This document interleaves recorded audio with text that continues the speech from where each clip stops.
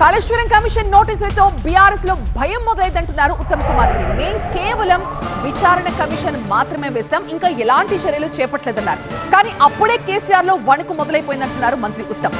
బాంబులు పెట్టి మేడిగడ్డ కూల్చి ఉంటారని ఆరోపిస్తున్నారు. తప్పుడు ఆరోపణలు చేస్తే చట్టపరమైన చర్యలు తీసుకోవాల్సి ఉంటుందంటూ హెచ్చరించారు ఉత్తమ్.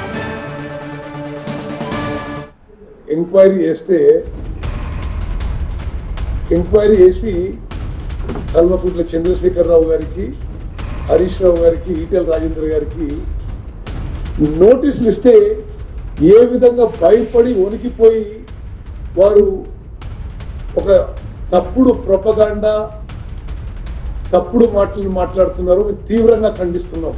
భారతదేశంలోనే పేరు ప్రఖ్యాతలున్న ఒక మాజీ సుప్రీంకోర్టు జడ్జి, మాజీ లోక్పాల్ ద్వారా మేము కేవలం ఎంక్వైరీ వేసినాం అంతే. ఇప్పటి వరకు అసలు చర్యలు మొదలు పెట్టలే. దాని నోటీస్ వస్తేనే ఈ విధంగా వణికిపోయి అడ్డగోలుగు మాట్లాడుతున్నారు. తీవ్రంగా ఖండిస్తున్నాం.